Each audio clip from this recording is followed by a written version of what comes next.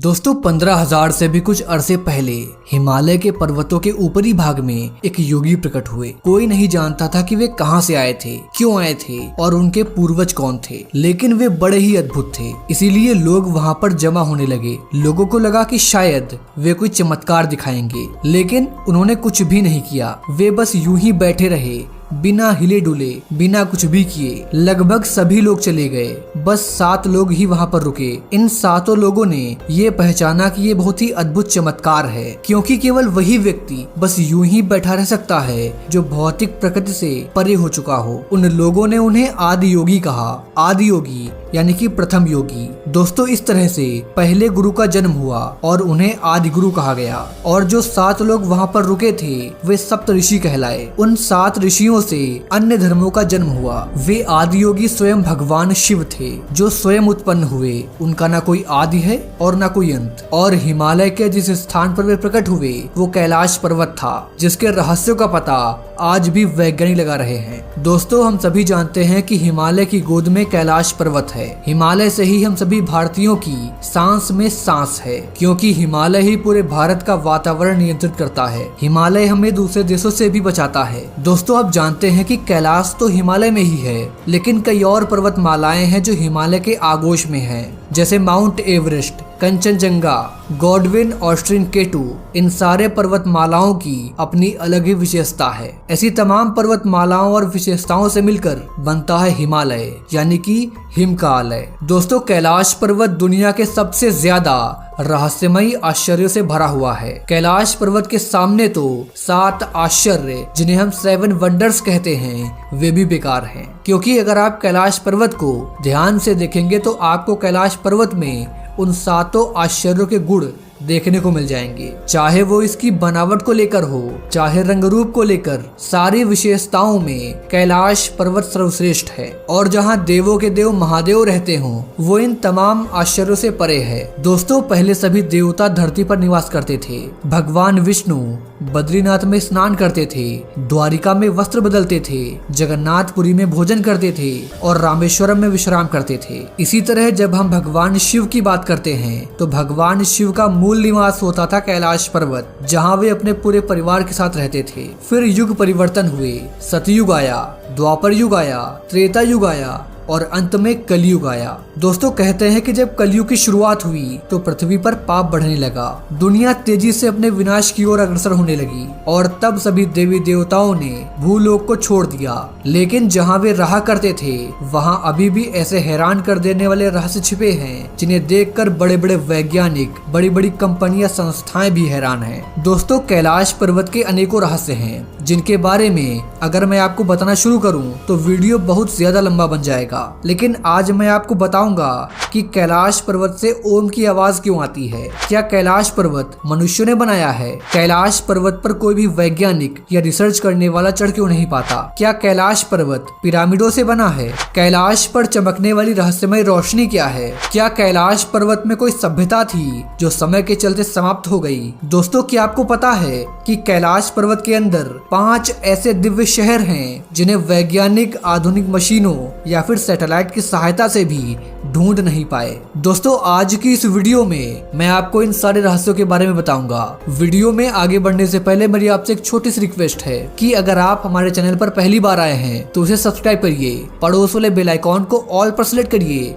और नीचे comment box में हर हर महादेव जरूर लिखिए। मैं हूँ आपका दोस्त प्रतीक और चलिए शुरू से शुरू करते हैं। दोस्तों भगवान शिव यूनिवर्स में डिस्ट्रॉयर यानी कि विनाशक की भूमिका निभा रहे हैं। जब जब इस संसार में पाप ओवर कंट्रोल हो गया तब तब भगवान शिव ने संसार में बढ़ रहे पाप को कंट्रोल किया। जैसा कि हमारे धर्म ग्रंथों में लिखा है कि उन्होंने हिंदू धर्म के मुताबिक विवाह किया। वे भूत प्रेत, गढ़, देवी देवताओं और असुरों के साथ बारात लेकर माता पार्वती के पिता राजा हिमावन के घर पहुँचे थे। आपने देखा होगा कि जैसे वो भस्म लगाए योगी के रूप में रहते हैं, वो एक वैराग्य और एक त्याग का प्रतीक है। दोस्तों उन्होंने विवाह करने के लिए भगवान चंद्रशेखर का रूप रखा, जो ब्रह्मांड में पुरुष की सर्वोत्तम सुंदरता थी। ऐसा स्वरूप न आज तक किसी का हुआ है और शायद ना होगा। शिव जी कैलाश पर्वत पर रहते थे और कैलाश पर्वत भगवान शिव के होने का सबसे बड़ा जिंदा सबूत है। दोस्तों, शिव की शक्ति के सबूत हमें अपने वेदों में ही मिल जाते हैं और शिव का निवास आज भी सबसे बड़ा रहस्य बना हुआ है। कैलाश पर्वत को हम जितना ज्यादा जानने की कोशिश करते हैं उतने ही बड़े रहस्य सामने आने लगते हैं। आज तक कैलाश पर्वत के शिखर पर कोई भी पहुंच नहीं पाया। एक पर्वत होने के कारण इस पर चढ़ने की कोशिशें तो बेहद ही कम हुई हैं, लेकिन जितनी भी कोशिशें हुई वे सब असफल रही। वेदों में भी इस बात का जिक्र मिलता है कि शिव जी से मिलने का रास्ता कैलाश पर्वत में ही छुपा हुआ है, इसलिए इस पर सिर्फ वही जा सकता है जिसकी आत्मा बेहद ही शुद्ध हो। वैज्ञानिकों ने भी माना है कि कैलाश पर्वत बेहद ही रेडियो एक्टिव है, इसलिए इसका असर आसपास भी पड़ता है और यहाँ उम्र बड़ी तेजी से बढ़ने लगती है। वैज्ञानिकों ने ये पाया कि इसके आसपास नाखून बड़ी तेजी से बढ़ते हैं। दोस्तों, क्या आप जानते हैं कि कैलाश पर्वत पर एक ऐसी गुफा है जिसमें से चीखने चिल्लाने की आवाजें आती हैं? क्या आप जानते हैं इस गुफा के बारे में? दोस्तों, शिव पुराण की एक कथा में कैलाश पर्वत का जिक्र मिलता है, जिसमें बताया गया है कि कैलाश में एक बहुत ही रहस्यमयी गुफा है जहाँ सिर्फ भगवान शिव को जाने की इजाजत है। उनके अलावा इस गुफा में और कोई भी जा नहीं सकता। दोस्तों, एक बार माता पार्वती ने भगवान शिव से पूछा कि उनके गले में ये मुंडों की माला क्यों है। भगवान शिव ने बताया कि इस मुंडों की माला में ये सारे के सारे सिर आपके ही हैं। पहले भी आप 107 बार जन्म लेकर अपने शरीर को त्याग चुकी हैं। अभी भी इस माला में एक सिर की कमी है। आपके इस जन्म के बाद ये माला पूरी हो जाएगी। इस प्रकार 108 मुंडों की माला पूरी हो जाएगी। फिर माता सती अपना अगला जन्म माँ पार्वती के रूप में लेती हैं और इस जन्म में उन्हें अमृतत्व का वरदान प्राप्त होता है। दोस्तों, ये गुफा वही है जिसमें भगवान शिव उन मुंडों की मालाओं को धारण कर ध्यान किया करते थे। इससे हमें ये पता चलता है कि कैलाश पर्वत पर गुफाएं हुआ करती थी जिनमें भगवान शिव ध्यान किया करते थे। मित्रों, कैलाश पर्वत दिखने में जितना सुंदर है उतना ही ज्यादा रहस्यमय भी है और पूरी दुनिया में भगवान शिव के होने का सबसे बड़ा जिंदा सबूत कैलाश पर्वत ही है। कैलाश पर्वत की ऊंचाई 6638 मीटर है। कैलाश पर्वत पर चढ़ना असंभव माना जाता है। दोस्तों, कई वैज्ञानिकों ने कैलाश पर्वत पर शोध किए और सबको हैरान कर देने वाले परिणाम देखने को मिले। कई बार चीन ने अपनी फुली ट्रेन्ड टीम को कैलाश पर्वत के रहस्य को पता लगाने के लिए भेजा, लेकिन उनकी टीम ने तो रास्ते में ही दम तोड़ दिया। कैलाश पर शोध कर चुके कई वैज्ञानिक बताते हैं कि कैलाश पर्वत बहुत ही ज्यादा रेडियो एक्टिव है। कोई कहता है कि कैलाश पर्वत बहुत सारे पिरामिडों से मिलकर बना है और वो खुद भी एक पिरामिड है। कई वैज्ञानिकों ने तो यहाँ तक कहा कि कैलाश अंदर से खोखला है और उसके अंदर एक नई दुनिया है जहाँ पर हर कोई नहीं जा सकता। वहाँ पर सिर्फ सिद्ध पुरुष जा सकते हैं जिनमें दैवीय शक्तियाँ होती हैं। दोस्तों, वैज्ञानिकों के अनुसार यह धरती का केंद्र है। धरती के एक ओर उत्तरी ध्रुव है और दूसरी ओर दक्षिणी ध्रुव। दोनों के बीचों बीच स्थित है हिमालय। हिमालय का केंद्र है कैलाश पर्वत। दोस्तों, वैज्ञानिक मानते हैं कि भारतीय उपमहाद्वीप के चारों ओर पहले समुद्र होता था। इसके रशिया से टकराने से हिमालय का निर्माण हुआ। यह घटना लगभग 10 करोड़ साल पहले घटी थी। ये एक ऐसा केंद्र है जिसे एक्सिस मुंडी कहते हैं। एक्सिस मुंडी यानी कि दुनिया की नाभि, आकाशीय ध्रुव या फिर भौगोलिक ध्रुव। यह आकाश और पृथ्वी के बीच संबंध का एक बिंदु है जहां 10 दिशाएं मिल जाती हैं। रशिया के वैज्ञानिक के अनुसार एक्सिस मुंडी वह स्थान है जहां अलौकिक शक्ति का प्रवाह होता है और आप उन शक्तियों के साथ संपर्क कर सकते हैं। कैलाश पर्वत और उसके आसपास के वातावरण पर अध्ययन कर चुके रशिया के वैज्ञानिक ने जब तिब्बत के मंदिरों और धर्म गुरुओं से मुलाकात की तो उन्होंने पाया कि कैलाश पर्वत के चारों ओर एक अलौकिक शक्ति का प्रवाह है जिसमें तपस्वी आज भी आध्यात्मिक गुरुओं के साथ टेलीपैथिक संपर्क कर सकते हैं। दोस्तों, कई देशों ने तो कैलाश पर्वत पर हेलीकॉप्टर के जरिए भी चढ़ने की कोशिश की, जिसमें से चीन भी एक है, लेकिन उनकी ये कोशिश बेकार रही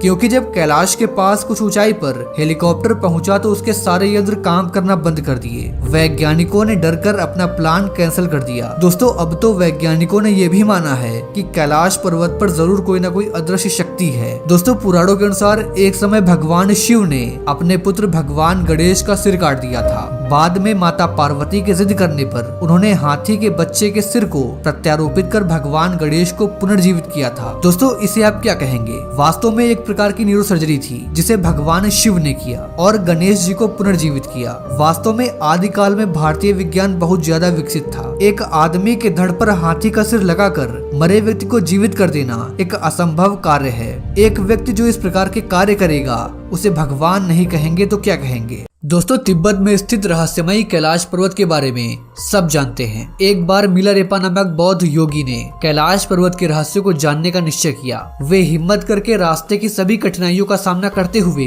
समुद्र तल से 22,000 फीट ऊंचाई पर चढ़ गए। योगी के मन में कैलाश पर्वत के रहस्य को जानने की अद्भुत जिज्ञासा थी। बताते हैं कि बौद्ध योगी मिलारेपा के कैलाश पर्वत पर चढ़ने के पश्चात मिलारेपा ने जो कुछ भी चमत्कारिक दृश्य कैलाश पर्वत पर देखा तो मिलारेपा निशब्द हो गए।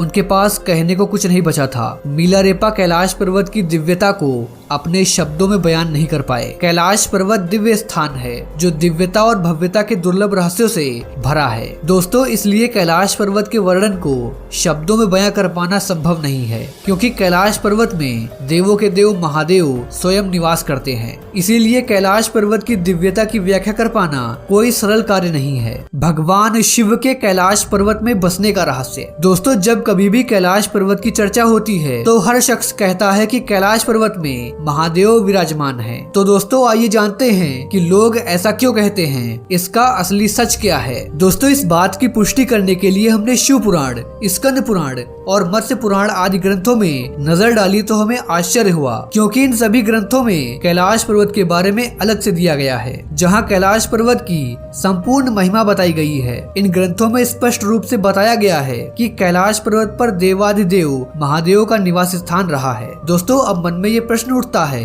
कि भगवान शिव ने कैलाश पर्वत को ही अपना निवास स्थान क्यों चुना? इस बात के पीछे का रहस्य क्या है? दोस्तों, साधु संत बताते हैं कि कैलाश पर्वत को धरती के केंद्र में होने के कारण ही भगवान शिव ने इसे अपना निवास स्थान बनाया, ताकि इस जगह से महादेव समग्र संसार को संचालित कर सके। कैलाश पर्वत की बनावट का रहस्य। दोस्तों, आप कैलाश पर्वत को देखेंगे तो पाएंगे कि कैलाश पर्वत अन्य पर्वत की तुलना में बिल्कुल अलग है। कैलाश पर्वत पिरामिड नुमा दिखाई देता है, जैसे कि किसी दिव्य शक्ति ने कैलाश पर्वत को अपने हाथों से बनाकर यहाँ रख दिया, क्योंकि कैलाश पर्वत जैसी दिव्यता अन्य पर्वतों में नहीं मिलती। दोस्तों, साधु संत बताते हैं कि कैलाश पर्वत की रचना स्वयं आदि शक्ति माता पार्वती ने अपनी तपस्या से की थी। इसलिए कैलाश पर्वत पर आकर एक नए जीवन की अनुभूति होती है, क्योंकि कैलाश पर्वत पर मनुष्य की सांसें यहाँ की दिव्य शक्ति से संचालित होने लगती हैं। कैलाश पर्वत पर ना पहुंच पाने का रहस्य। दोस्तों, भौगोलिक विशेषज्ञों के अनुसार कैलाश पर्वत का स्थान बदलता रहता है, जिस वजह से कैलाश पर्वत पर पहुंचना बहुत ही असंभव है। कुछ जानकार बताते हैं कि कैलाश पर्वत अपने स्थान पर घूमता रहता है, जिसकी वजह से यहाँ पर आने वाले व्यक्तियों को दिशा भ्रम हो जाता है और वह कैलाश पर्वत पर चढ़ते समय यह भूल जाता है कि वह सही रास्ते पर जा रहा है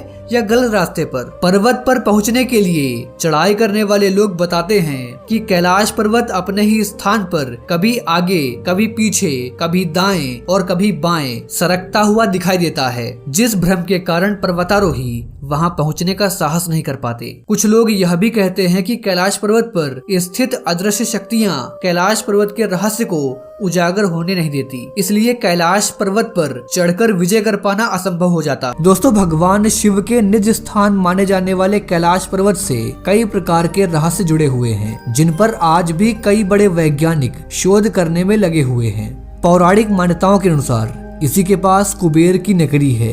यहीं से महाविष्णु के कर कमलों से निकलकर गंगा कैलाश पर्वत की चोटी पर गिरती है, जहां प्रभु शिव उन्हें अपनी जटाओं में भर धरती में निर्मल धारा के रूप में प्रवाहित करते हैं। कैलाश पर्वत के ऊपर स्वर्ग और नीचे मृत्यु लोक है। दोस्तों, कैलाश पर्वत की चोटी पर 2 झीलें हैं। पहली मानसरोवर झील, जो दुनिया की सबसे ऊंचाई पर स्थित शुद्ध पानी की सबसे बड़ी झील है। इसका आकार सूर्य के समान है। और दूसरी राक्षस झील, जो दुनिया की सबसे ऊंचाई पर स्थित खारे पानी की सबसे बड़ी झील है और इसका आकार चंद्रमा के समान है। यह दोनों झीलें यहाँ पर कैसे बनी, इसको लेकर वैज्ञानिक आज भी शोध कर रहे हैं और इन्हीं कारणों से कैलाश को अद्भुत और रहस्यमय कहा जाता है। दोस्तों, कैलाश पर्वत के नजदीक में स्थित मानसरोवर की उत्पत्ति के बारे में एक पौराणिक कथा है। पुराणों के अनुसार एक समय की बात है कि सनत, सनंदन, सनातन और सनत कुमार 4 ऋषि कैलाश पर्वत पर शिव शंकर को प्रसन्न करने के लिए तपस्या कर रहे थे। उसी दौरान 12 वर्षों तक वर्षा न होने के कारण सारी नदियां सूख गई थी और इन ऋषियों को स्नान आदि करने के लिए बहुत दूर मंदाकिनी तक जाना पड़ता था। ऋषियों की प्रार्थना और ब्रह्मा जी ने अपने मानसिक संकल्प से पर्वत के निकट एक सरोवर का निर्माण किया और बाद में स्वयं हंस रूप में होकर इसमें प्रवेश किया था। इस प्रकार यह झील सर्वप्रथम भगवान ब्रह्मा के मन से उत्पन्न हुआ था। इसी कारण इसे मानसरोवर कहते हैं। मित्रों, हमारी पृथ्वी की एक तरफ उत्तरी ध्रुव है और दूसरी तरफ दक्षिणी ध्रुव है और इन दोनों ध्रुवों के बीच में है हिमालय और हिमालय का केंद्र है कैलाश पर्वत। इस बात को वैज्ञानिक प्रमाणित कर चुके हैं कि यह धरती का केंद्र बिंदु है। दोस्तों, शिव स्थान कैलाश पर्वत तिब्बत में स्थित है, जो कि हिमालय के उत्तर में स्थित है। तिब्बत गुरु कहते हैं कि कैलाश पर्वत के चारों ओर एक अलौकिक शक्ति का प्रभाव रहता है। 22,068 फीट समुद्र तल से ऊंचाई पर स्थित कैलाश पर्वत चहुमुखी आकार का है, जहां पर सभी प्रकार के कंपास काम करना बंद कर देते हैं। कैलाश पर्वत को पृथ्वी का केंद्र बिंदु माना जाता है, जहां से 4 पवित्र नदियां निकलती हैं, सतलज, सिंधु, घाघरा और ब्रह्मपुत्र, जो कि कैलाश पर्वत को चारों भागों में विभाजित करती हैं। कैलाश पर्वत पर समय बहुत जल्दी से बीतता है। अगर कोई कैलाश पर्वत या उसके आसपास चला जाए तो उसके नाखून व बाल बहुत तेजी से बढ़ने लगते हैं। इस रहस्य का पता भी वैज्ञानिक नहीं लगा पाए। स्थानीय लोगों के मुताबिक कैलाश पर्वत के आसपास डमरू और ओम की ध्वनि जैसी आवाजें आती हैं। यहाँ आने वाले दार्शनिक और पर्यटक ये आवाजें सुनते हैं। ये आवाजें कहाँ से आती हैं, अभी तक इसका स्रोत नहीं पता चल पाया है। हालांकि वैज्ञानिकों का मानना है कि पहाड़ पर मौजूद बर्फ से हवा के टकराने से ये ध्वनि उत्पन्न होती है। पौराणिक मान्यताओं के मुताबिक कैलाश पर्वत पर अलौकिक शक्ति का वास है। यहाँ पुण्य आत्माएं रहती हैं। इसे स्वर्ग का द्वार भी कहते हैं। कई तपस्वी आज भी यहाँ पर तप करते हैं। उन्हें खलल ना पड़े, इसलिए कोई भी व्यक्ति ऊपर नहीं जा सकता।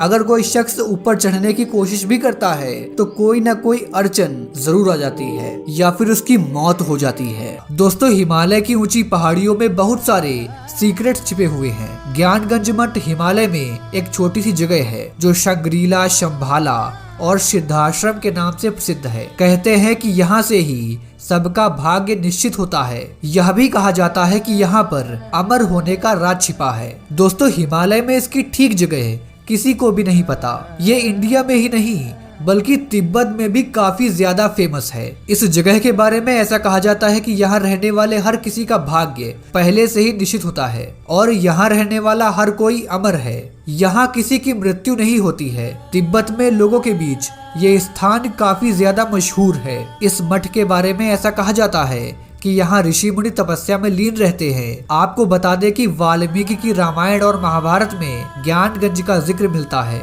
और इन ग्रंथों में इसे सिद्धाश्रम कहा गया है। दोस्तों, यदि हम बौद्ध धर्म की बात करें तो बुद्धिस्ट ऐसा मानते हैं कि भगवान बुद्ध ने अपने आखिरी दिनों में काल चक्र के बारे में ज्ञान प्राप्त कर लिया था। उन्होंने कई लोगों को इसके बारे में बताया भी था। इनमें से एक थे राजा सुचंद्र। राजा जब इस ज्ञान को प्राप्त कर वापस अपने राज्य में आए, तभी से तिब्बत में उस स्थान को शंभाला कहा जाने लगा। शंभाला का मतलब होता है खुशियों का स्रोत। दोस्तों, आध्यात्मिक शक्ति के इस केंद्र में बुद्धिस्ट जाने का प्रयास करते हैं, लेकिन इसका रास्ता किसी को समझ में नहीं आता।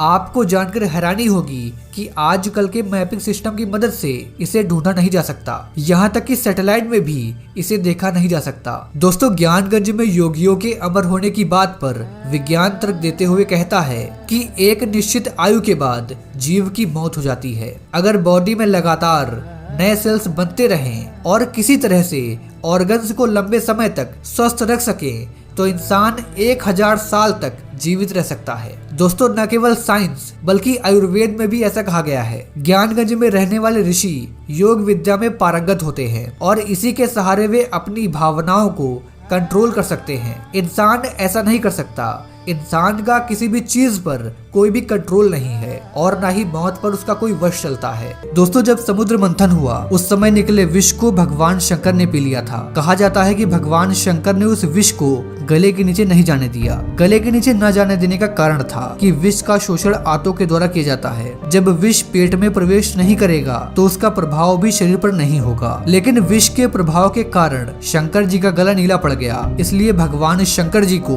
नीलकंठ भी कहते हैं। दोस्तों, भगवान शंकर प्रायः अपनी साधना के लिए कैलाश पर्वत पर जाया करते थे। कैलाश पर्वत एक ऐसी ऊंची चोटी है जहां गर्मी के दिनों में भी तापमान काफी नीचे रहता है। जैसा कि हम जानते हैं कि जैव प्रयोगशालाओं के लिए कम तापमान बहुत ही ज्यादा आवश्यक है। दोस्तों ये सिर्फ मेरा मानना है कि भगवान शंकर ने ऊंचे पर्वत पर अपनी प्रयोगशालाएं स्थापित कर रखी थी, जिसमें भगवान शंकर विभिन्न प्रकार के शोध करते थे। शोध के बाद जब भगवान शिव कोई नई चीज या फिर तकनीक या फिर कोई अस्त्र खोज लेते थे तो वे कैलाश पर्वत के नीचे आते थे। उस समय राक्षस और देवताओं को मालूम होता था कि भगवान शंकर कोई न कोई नया अस्त्र या फिर शस्त्र खोज चुके हैं, इसलिए राक्षस और देवता दोनों भगवान शंकर को खुश करने का प्रयास करते थे। भगवान शंकर की यह विशेषता देखने को मिलती है कि भगवान शंकर किसी को भी वरदान दे देते थे। उनके लिए न देवता प्रिय थे और न ही राक्षस। उन्होंने देवताओं और दैत्यों दोनों को अस्त्र एवं शस्त्र दिए थे। किसी के प्रति भगवान शंकर का कोई दुराभाव नहीं था। भगवान शंकर के त्रिनेत्र का भी वर्णन मिलता है। भगवान शंकर के माथे पर तीसरा नेत्र दिखाया जाता है। वास्तव में यह भगवान शंकर का तीसरा नेत्र और कुछ नहीं था बल्कि भगवान शंकर की बुद्धि और विवेक का परिचायक था। भगवान शंकर द्वारा अपने शरीर में भभूत लगाई जाती थी। भभूत कार्बनिक पदार्थों को जलाकर बनाया जाता है। कार्बनिक पदार्थों को जलाने के बाद मिनरल पदार्थ के अवशेष रहते हैं। इनका शरीर पर प्रयोग कई प्रकार की बीमारियों से निजात दिला सकता है। दोस्तों वास्तव में भगवान शंकर ने लोगों को सिखाया कि कैसे हम प्रकृति से प्राप्त चीजों से अपना उपचार कर सकते हैं, वो भी बिना प्रकृति को नुकसान पहुंचाए। उन्होंने अपने समय पर अनेक ऐसे वैज्ञानिक आविष्कार, औषधि और युद्ध से संबंधित हथियारों की खोज की थी जिसका तोड़ पूरी दुनिया में किसी के पास नहीं मिलता। उनके द्वारा किए गए शोध ऐसे थे जो सामान्य व्यक्ति के समझ से परे थे, क्योंकि भगवान शिव चीजों को बहुत ही बारीक स्तर से समझते थे। इसीलिए भगवान शिव को आदि गुरु शिव कहा जाता है। आदि गुरु का अर्थ होता है सबसे पहला गुरु। दोस्तों एक अंग्रेज व्यक्ति जिसका नाम लॉरेंस डिसूजा था, उसने एक बार कैलाश पर्वत पर चढ़ने का निश्चय किया। उसके बाद लॉरेंस डिसूजा ने कैलाश पर्वत पर चढ़ाई शुरू कर दी, लेकिन अभी वह आधे रास्ते से ही वापस लौट आया। जब उस व्यक्ति ने कैलाश पर्वत चढ़ाई की यात्रा का वृत्तांत लोगों को बताया तो लोग उसकी बातों को सुनकर आश्चर्यचकित हो गए। डिसूजा ने बताया कि जब मैंने यात्रा शुरू की तो शुरू में सब सामान्य था, लेकिन जैसे जैसे कैलाश पर्वत पर चढ़ाई करता रहा वैसे वैसे अचंभित करने वाले नजारे मेरे सामने आने लगे और कई तरह की घटनाएं होने लगी, जिससे मैं आश्चर्यचकित होने लगा। दोस्तों अंग्रेज व्यक्ति ने यह भी बताया कि जब मैं यहाँ से कैलाश पर्वत की यात्रा के लिए निकला था तो मेरी उम्र मात्र 30 वर्ष की थी और मेरे बाल पूरी तरह से काले थे, लेकिन जैसे जैसे मैं कैलाश पर्वत पर चढ़ता गया वैसे वैसे मेरे बाल सफेद होते गए, चेहरे और हाथों पर झुर्रियां पड़ने लगी और साथ में मैंने अपनी शारीरिक क्षमता को बहुत ही कम पाया। अब मैं जवान से बूढ़ा लगने लगा था और जब मैंने अपने शरीर के इन परिवर्तनों को देखा तो मैं घबरा गया और कैलाश पर्वत पर चढ़ने का फैसला बदल दिया। वैज्ञानिक कैलाश पर्वत की जलवायु को पर्वतारोहियों के अनुकूल नहीं मानते, इसलिए कोई भी वैज्ञानिक कैलाश पर्वत पर चढ़ नहीं पाता। दोस्तों चीनी पर्वत होंगचो और लाहाचो का रहस्य। दोस्तों देवों के देव महादेव का निवास स्थान यानी कि कैलाश पर्वत दो अन्य चो और लाहाचो चीनी पर्वतों के मध्य स्थित है। यह दोनों पर्वत भी कैलाश पर्वत के रहस्यों से प्रभावित हैं। इन दोनों पर्वतों से कई रहस्यमयी आवाजें सुनाई देती हैं। इन आवाजों को सुनकर ऐसा लगता है कि मानो इन पर्वतों पर कोई अदृश्य शक्ति रहती है। कहने का तात्पर्य ये है कि यह दोनों पर्वत भी कैलाश पर्वत की तरह ही बहुत ही ज्यादा रहस्यमयी हैं। मोक्ष प्राप्ति का रहस्य। दोस्तों हिंदू ऋषि मुनि के साथ साथ तिब्बत के धर्मगुरु भी ऐसा मानते हैं कि कैलाश मानसरोवर की 3 अथवा 13 परिक्रमा की जाएं तो वह व्यक्ति रोग, शोक और भय से मुक्त हो जाएगा और उसके सभी पापों का नाश हो जाएगा। साथ ही ऐसा माना जाता है कि कैलाश मानसरोवर की 108 बार परिक्रमा करने से मनुष्य शारीरिक बंधनों से मुक्त हो जाता है और मोक्ष प्राप्त कर लेता है। कैलाश मानसरोवर की परिक्रमा लगभग 40 किलोमीटर की होती है। कैलाश धूप का रहस्य। दोस्तों कैलाश पर्वत में एक विशेष प्रकार की वनस्पति पाई जाती है जिसे कैलाश धूप कहा जाता है। देवों के देव महादेव के प्रसाद के रूप में ग्रहण किया जाता है। लोग कैलाश धूप को संजीवनी वनस्पति समझते हैं जिसको ग्रहण करने से व्यक्ति चिरंजीवी बन जाता है। कोंग काला दर्रा। दोस्तों हिमालय की गोद में बसा है कोंग काला दर्रा, लद्दाख में स्थित है। इस जगह पर जाना बेहद ही मुश्किल है क्योंकि ये दर्रा बर्फ से ढका हुआ है। 1962 में भारत चीन युद्ध के बाद एक सहमति बनी। इस सहमति के तहत दोनों देशों के सैनिक इस जगह पर मोर्चा नहीं कर सकते बल्कि दूर से ही इसकी निगरानी कर सकते हैं। उस समय से ये जगह बिल्कुल वीरान है। इस बारे में भारतीय लोगों का कहना है कि कुछ सिद्ध पुरुष कोंगला दर्रा पर जाते हैं जहाँ उन्हें उड़न तस्तरी देखने को मिलती है। अगर कोई व्यक्ति उड़न तस्तरी देखना चाहता है तो कोंगला दर्रा में इसे देख सकता है, क्योंकि इस जगह पर हर महीने एलियंस आते हैं। लोगों की आवाजाही कम होने की वजह से एलियंस अपनी उड़न तस्तरी लेकर कोंगला दर्रे पर आते जाते रहते हैं। दोस्तों, विज्ञान अब तक उड़न तस्तरी की पहेली सुलझा नहीं पाया है, इसलिए कोंगला दर्रे में एलियंस के आने जाने का रहस्य बरकरार है। गंगखर पुनसुम, दोस्तों जानकारों की माने तो यह दुनिया में सबसे ऊंचा पर्वत है और आज तक इस पर्वत के शिखर पर कोई भी पहुंच नहीं पाया है। दुनिया में ये इकलौता ऐसा पर्वत है जिसकी चोटी पर कोई भी चढ़ नहीं सका। ये पर्वत भूटान में है। इस पर्वत पर अर्धमानव यानी कि यति रहता है। कई बार पर्वतारोहियों सहित स्थानीय लोगों ने भी इसे देखा है। तिब्बत के लोग इससे डरते हैं और इसकी पूजा करते हैं। वही तिब्बती लोग ऊंचे पहाड़ों को भगवान मानते हैं। इसके लिए भी लोगों को गंगखर पुनसुम की चोटी पर जाने की अनुमति नहीं है। टाइगर नेस्ट मठ, दोस्तों ये मठ खड़ी चट्टान के किनारे स्थित है। इस मठ के मध्य में एक गुफा है। ऐसा कहा जाता है कि गुरु पद्म संभव ने 3 साल 3 महीने 3 दिन और 3 घंटे तक कठिन तपस्या की थी। गुरु पद्म संभव दूसरे बुद्ध के रूप में जाने जाते हैं। ऐसा कहा जाता है कि बाघिन पर चढ़कर गुरु पद्म संभव इस गुफा तक पहुँचे थे, अतः इसे टाइगर मठ के नाम से जाना जाता है। सन 1962 में मठ को बनाया गया, जो आज भी अवस्थित है। गुरु डोंगमार झील, दोस्तों इस झील का संबंध गुरु पद्म संभव से है। ऐसा माना जाता है कि स्थानीय लोगों के विरोध पर गुरु पद्म संभव ने झील के एक हिस्से पर हाथ रखा। इसके बाद से कड़ाके सर्दी के दिनों में भी यह झील कभी भी जमता नहीं है। बाकी पूरी झील जम जाती है। यह झील भी सदियों से स्थानीय लोगों के लिए जल का साधन है। गुरु पद्म संभव को तांत्रिक भी माना जाता है। तो मित्रों, ये था हमारा आज का स्पेशल वीडियो। आपकी हमारी आज की इस वीडियो के बारे में जो भी राय हो नीचे कमेंट बॉक्स में जरूर बताइए। मिलते हैं आपसे अगली वीडियो में एक नए टॉपिक के साथ। जय हिंद, जय भारत, वंदे मातरम।